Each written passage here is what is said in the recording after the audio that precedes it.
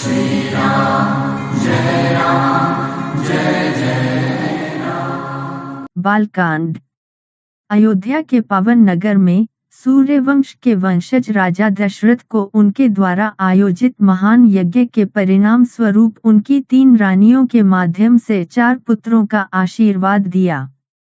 श्रीमन नारायण ने रानी कौसल्या के प्रिय पुत्र राम के रूप में खुद को पृथ्वी पर अवतरित किया। रानी कैकेयी ने भारत को जन्म दिया और सुमित्रा ने 2 पुत्रों लक्ष्मण और शत्रुघ्न को जन्म दिया।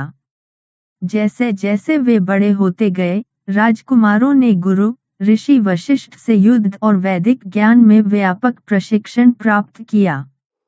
जब ऋषि विश्वामित्र ने परेशान करने वाले राक्षसों से वैदिक अनुष्ठानों के संरक्षण के लिए ऋषि वशिष्ठ से मदद मांगी, तो राम और लक्ष्मण ने बिना किसी सवाल के ऋषि विश्वामित्र के साथ हो लिए।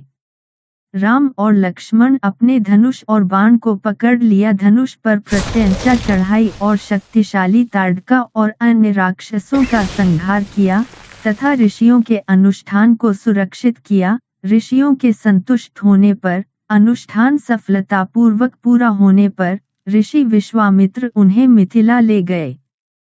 रास्ते में ऋषि विश्वामित्र ने राजकुमारों को अहिल्या की कहानी सुनाई, जो एक पत्थर में परिवर्तित हो गई थी।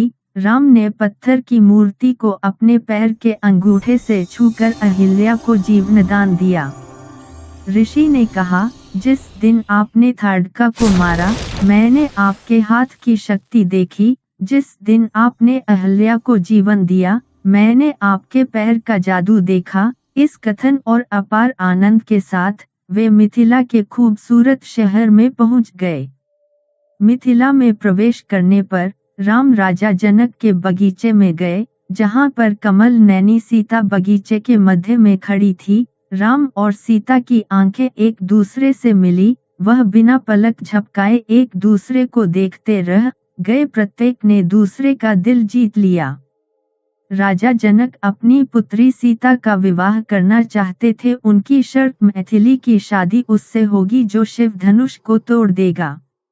जब अन्य सभी राजकुमारों ने धनुष को स्थानांतरित करने में पूरी तरह से विफल रहे, तो कौशल्या के स्नेही पुत्र राम ने ऋषि को विश्वामित्र प्रणाम किया, जीत के लिए अपना आशीर्वाद प्राप्त किया और शेर जैसे राजसी चाल के साथ मंच चढ़े और वहां खड़े हुए, मेरू पहाड़ी के रूप में। जैसे ही राम ने 3 आंखों वाले शिव के धनुष को उठाए और प्रत्यंचा चढ़ाई, वह टूट गया और नीचे गिर गया। चारों तरफ खुशी की लहर उठी। राम ने तब धरती से बाहर पाई जाने वाली देवी लक्ष्मी के अवतार मैथिली से शादी की। पिता दशरथ ने अन्य 3 भाइयों की शादी 3 खूबसूरत मिथिला राजकुमारियों से की। अयोध्या के रास्ते में राम ने परशुराम का सामना किया, जो उग्र था और गुस्से से भरा था।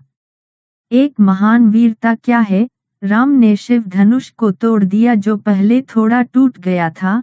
परशुराम ने ललकारा राम के लिए, भगवान विष्णु के बहुत अवतार।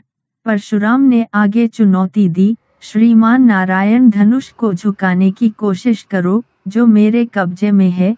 राम ने आसानी से धनुष को ताड़ दिया और परशुराम से पूछा, जो लक्ष्य है। परशुराम ने अपनी तपस्या से प्राप्त सभी शक्ति को राम को अर्पित कर दिया और धनुष से उड़ने वाले तीर ने यह सब पकड़ लिया। राम ने तब महासागरों के देवता वरुण को धनुष दिया। असीम आनंद और आनंद के साथ सभी अयोध्या पहुँचे हैं। श्री बालकांड यहीं समाप्त होता है।